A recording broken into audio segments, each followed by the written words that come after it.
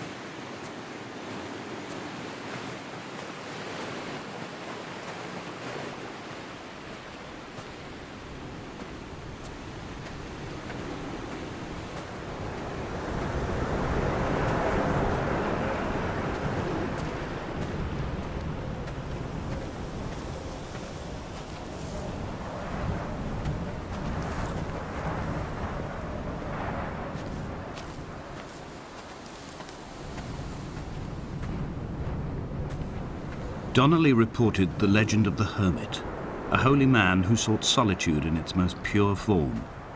Allegedly, he rode here from the mainland in a boat without a bottom, so all the creatures of the sea could rise at night to converse with him. How disappointed he must have been with their chatter. Perhaps now, when all that haunts the ocean is the rubbish dumped from the tankers, he'd find more peace. They say he threw his arms wide in a valley on the south side, and the cliff opened up to provide him shelter. They say he died of fever 116 years later. The shepherds left gifts for him at the mouth of the cave, but Donnelly records they never claimed to have seen him. I have visited the cave and I have left my gifts, but like them, I appear to be an unworthy subject of his solitude.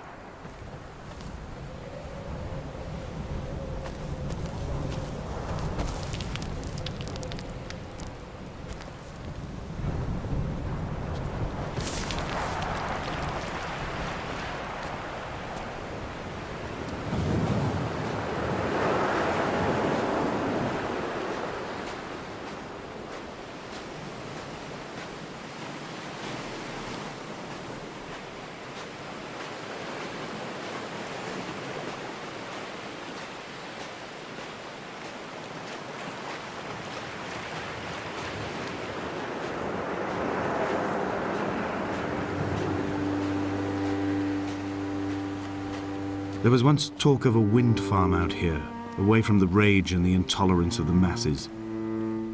The sea, they said, is too rough for the turbines to stand. They clearly never came here to experience the becalming for themselves. Personally, I would have supported it. Turbines would be a fitting contemporary refuge for a hermit. The revolution and the permanence.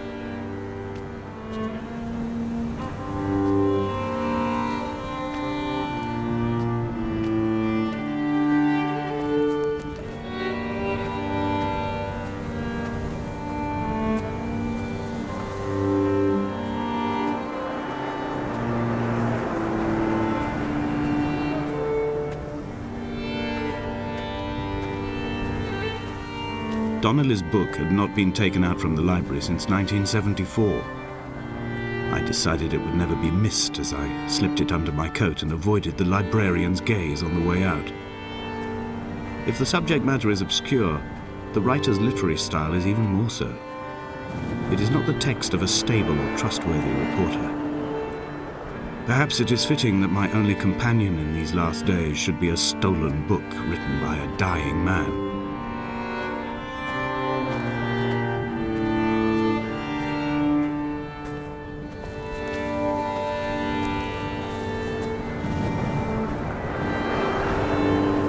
When someone had died or was dying, or was so ill they gave up what little hope they could sacrifice, they cut parallel lines into the cliff. exposing the white chalk beneath. You could see them from the mainland or the fishing boats, and know to send aid or impose a cordon of protection, and wait a generation until whatever pestilence stalked the cliff paths died along with its hosts. My lines are just for this, to keep any would-be rescuers at bay. The infection is not simply of the flesh.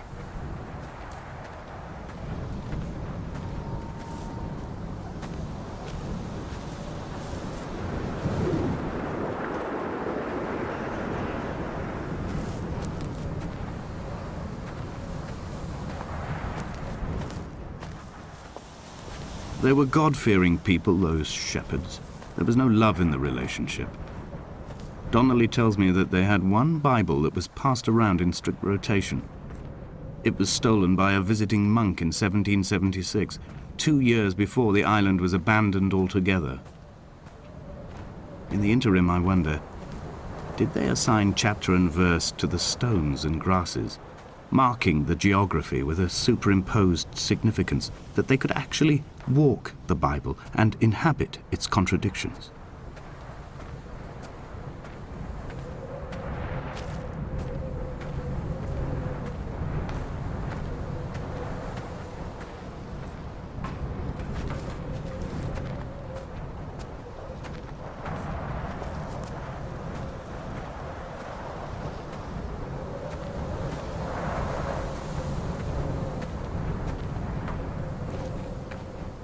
Dear Esther, I met Paul. I made my own little pilgrimage. My Damascus, a small semi-detached on the outskirts of Wolverhampton. We drank coffee in his kitchen and tried to connect to one another. Although he knew I hadn't come in search of an apology, reason or retribution, he still spiraled in panic, thrown high and lucid by his own dented bonnet. Responsibility had made him old. Like us, he'd already passed beyond any conceivable boundary of life. I would leave you presents outside your retreat in this interim space between cliff and beach. I would leave you loaves and fishes, but the fish stocks have been depleted and I've run out of bread.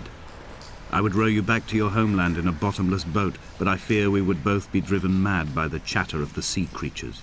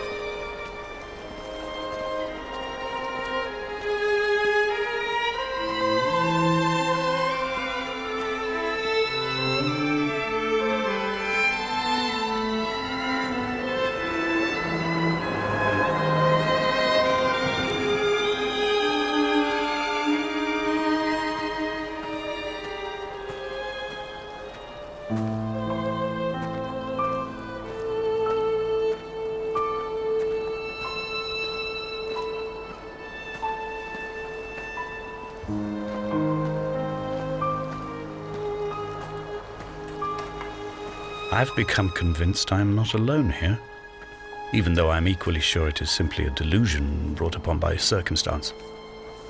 I do not, for instance, remember where I found the candles, or why I took it upon myself to light such a strange pathway. Perhaps it is only for those who are bound to follow.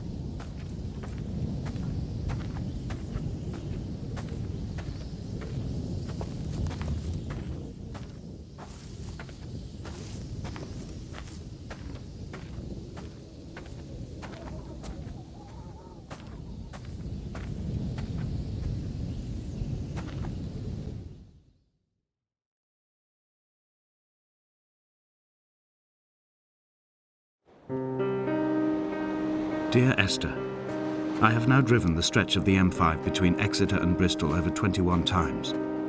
But although I have all the reports and all the witnesses and have cross-referenced them within a millimetre using my Ordnance Survey maps, I simply cannot find the location.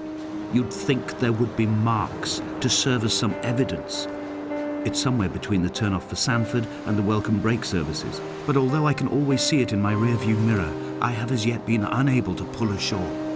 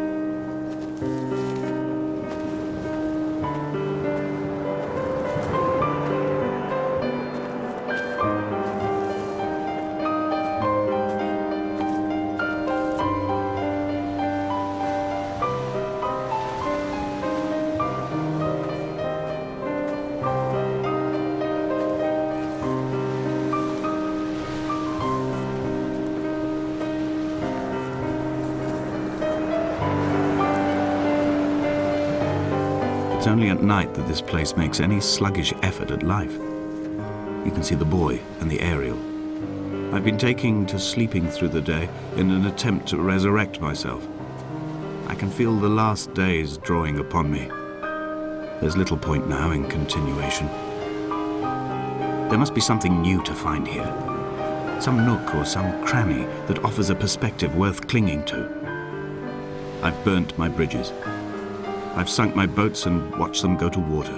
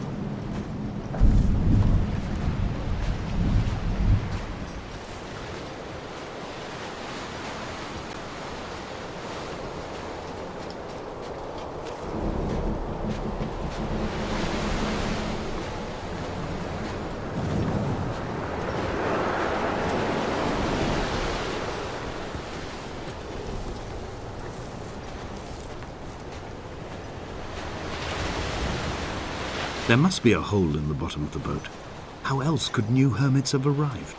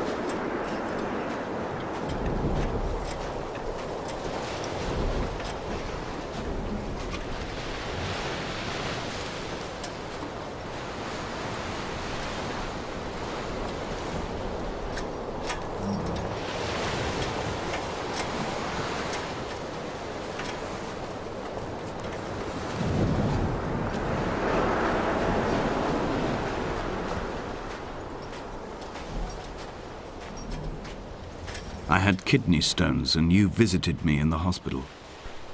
After the operation, when I was still half submerged in anesthetic, your outline and your speech both blurred. Now my stones have grown into an island and made their escape, and you have been rendered opaque by the car of a drunk.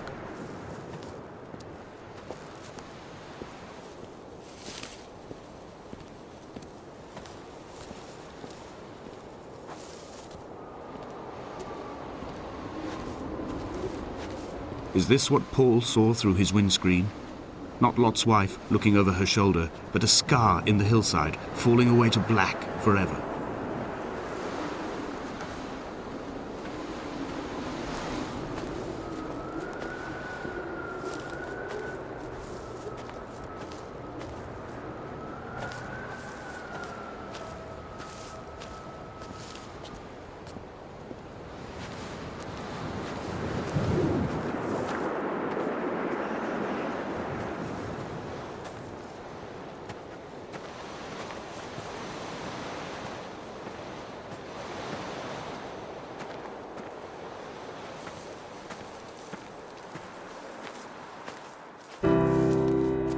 I've begun my ascent on the green slope of the western side.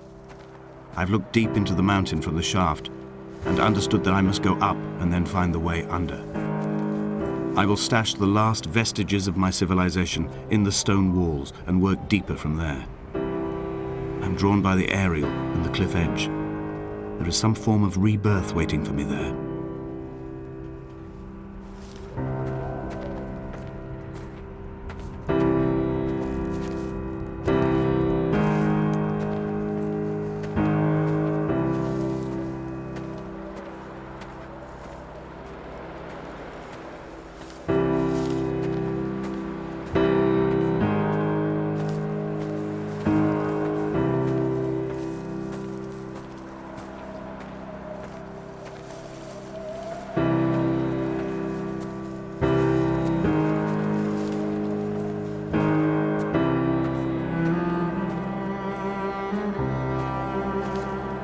The bothy was constructed originally in the early 1700s. By then, shepherding had formalized into a career. The first habitual shepherd was a man called Jakobsen, from a lineage of migratory Scandinavians. He was not considered a man of breeding by the mainlanders. He came here every summer whilst building the bothy, hoping eventually that becoming a man of property would secure him a wife and a lineage. Donnelly records that it did not work. He caught some disease from his malcontented goats and died 2 years after completing it. There was no one to carve white lines into the cliff for him either.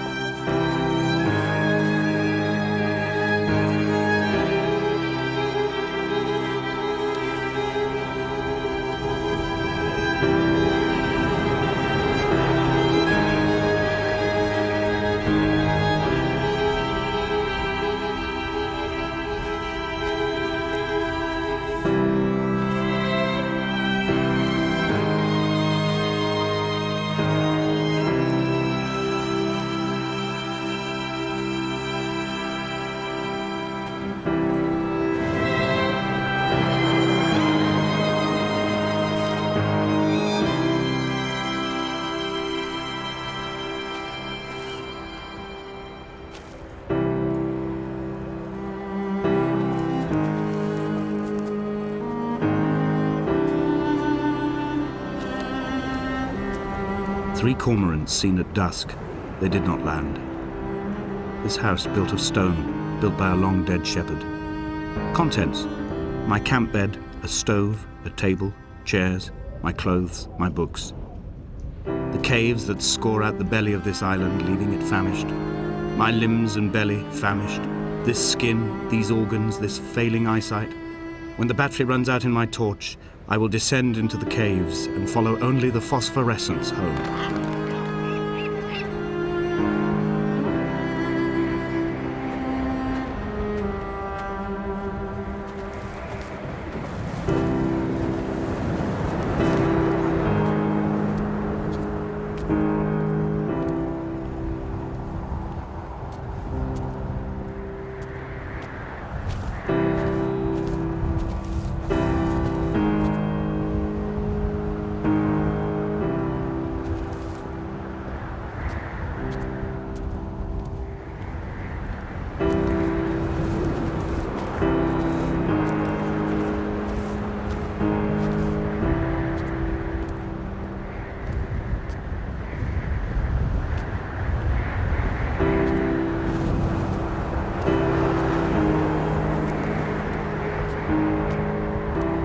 He left his body to the medical school and was duly opened out for a crowd of students 21 days after his passing.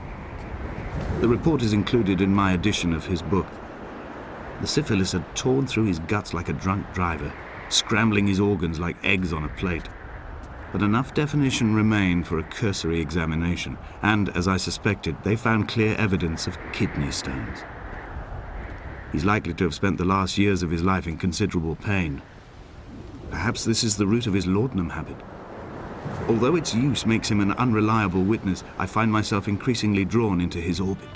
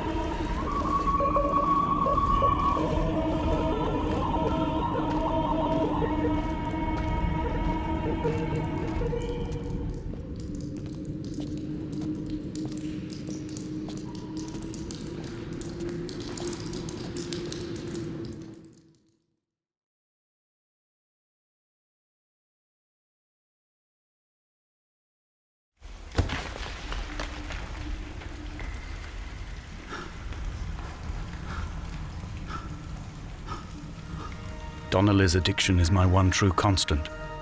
Even though I wake in false dawns and find the landscape changing, flowing inconstantly through my tears, I know his reaching is always upon me.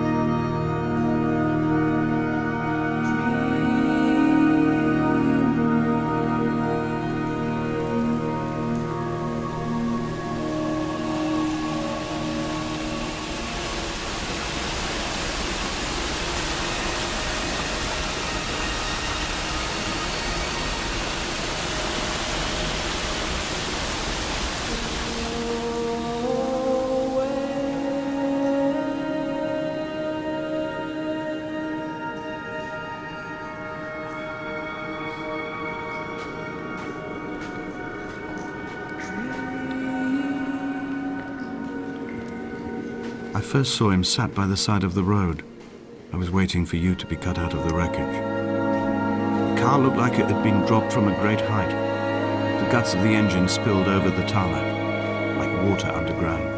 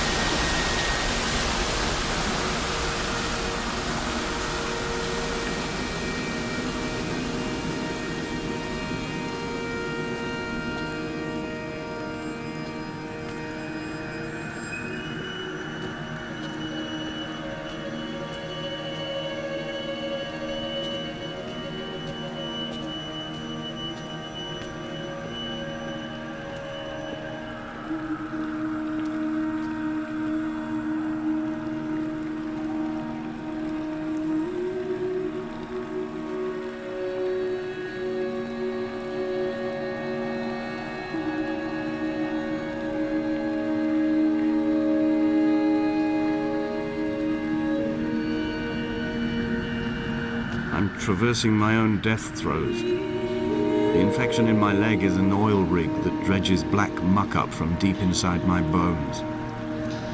I swallow fistfuls of diazepam and paracetamol to stay conscious. The pain flows through me like an underground sea.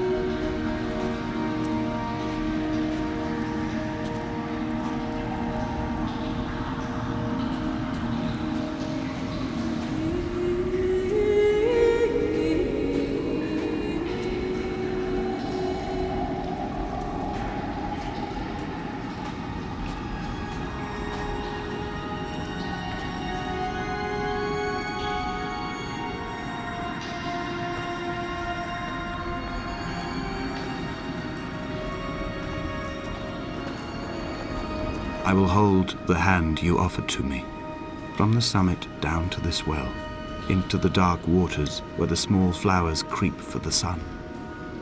Headlights are reflected in your retinas, moonlit in the shadow of the crematorium chimney.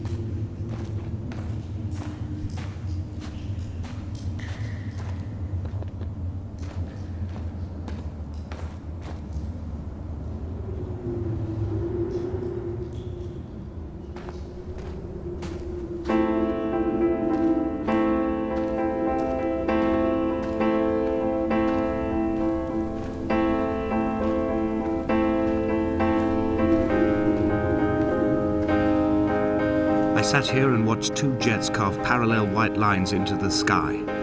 They charted their course, and I followed them for 21 minutes until they turned off near Sanford and were lost. If I were a gull, I would abandon my nest and join them. I would starve my brain of oxygen and suffer delusions of transcendence. I would tear the bottom from my boat and sail across the motorways until I reached this island once again.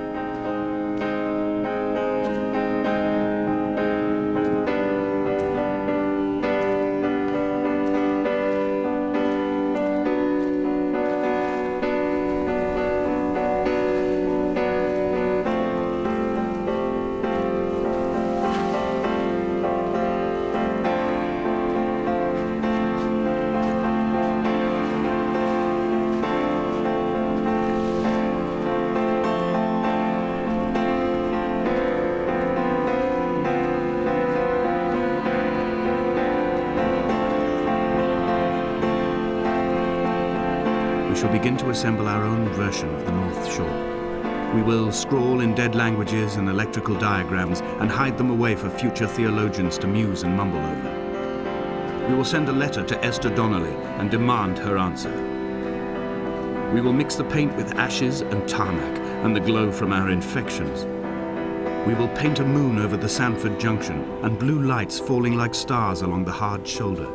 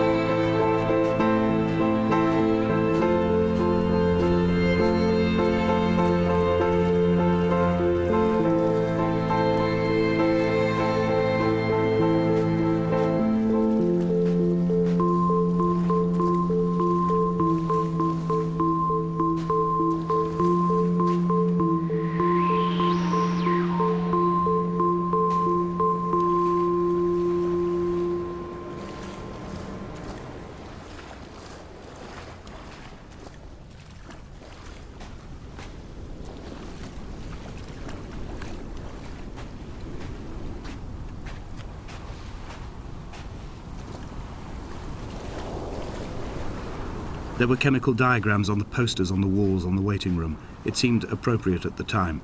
Still life abstractions of the processes which had already begun to break down your nerves and your muscles in the next room. I crammed diazepam as I once crammed for chemistry examinations. I am revising my options for a long and happy life.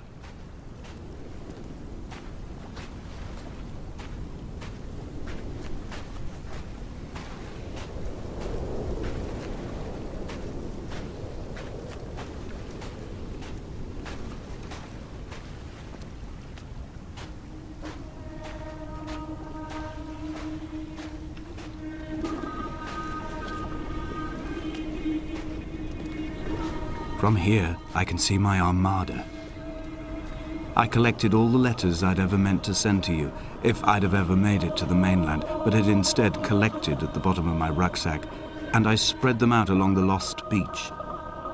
Then I took each and every one, and I folded them into boats. I folded you into the creases, and then, as the sun was setting, I set the fleet to sail. Shattered into 21 pieces, I consigned you to the Atlantic, and I sat here until I'd watched all of you sink.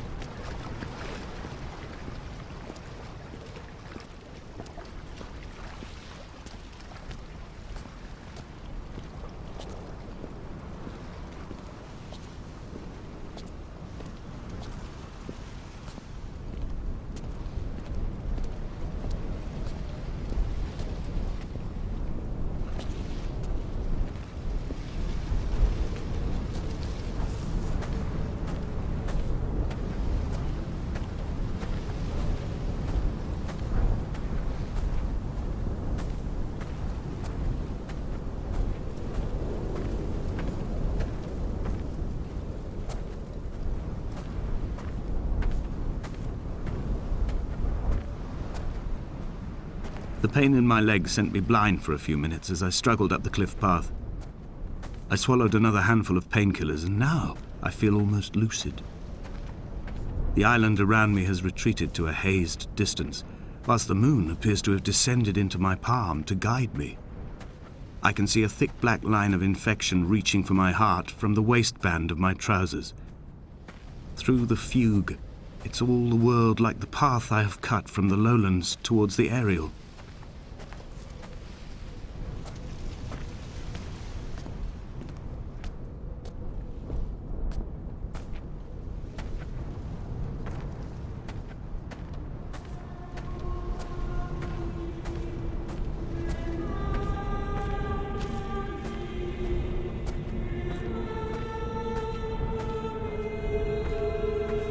I've begun my voyage in a paper boat without a bottom.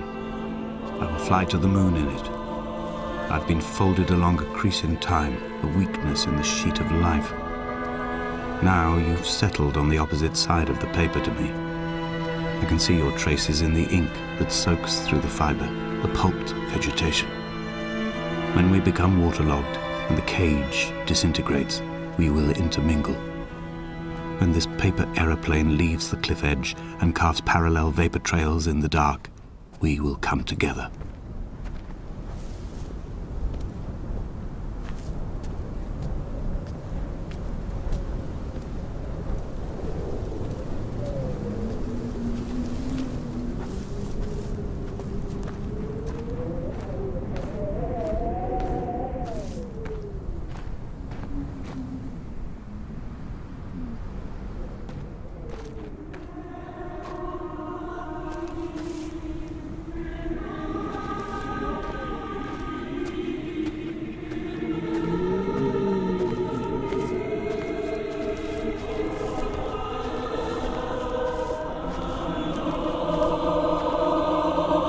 If only Donnelly had experienced this, he would have realized he was his own shoreline, as am I. Just as I am becoming this island, so he became his syphilis, retreating into the burning synapses, the stones, the infection.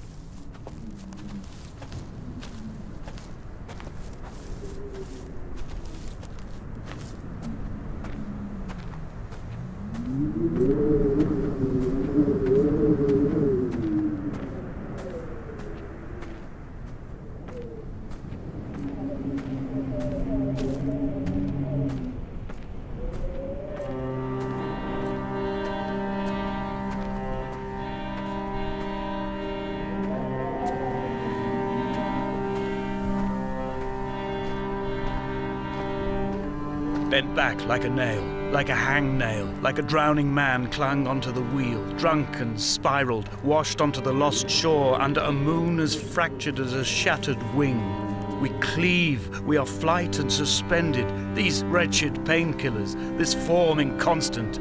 I will take flight, I will take flight.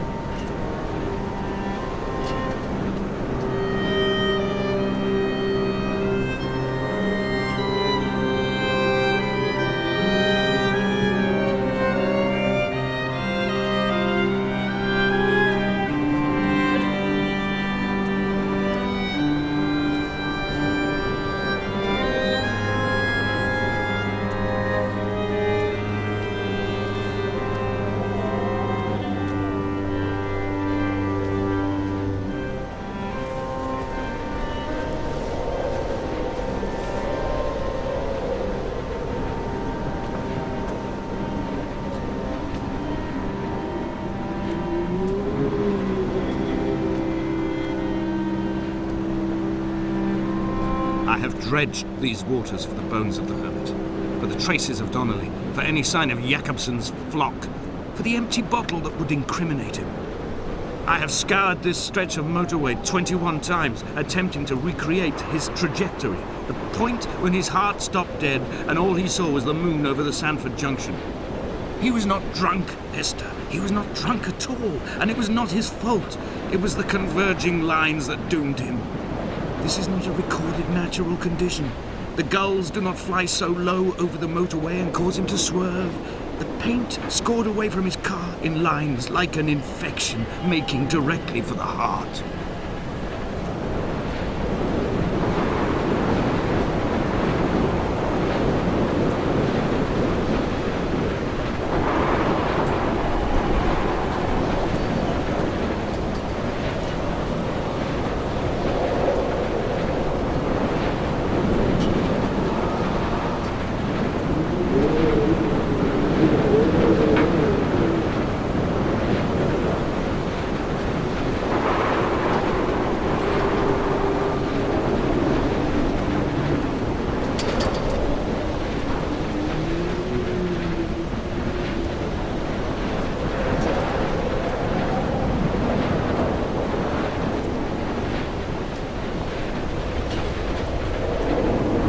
Twin vapor trails in the air, white lines etched into these rocks.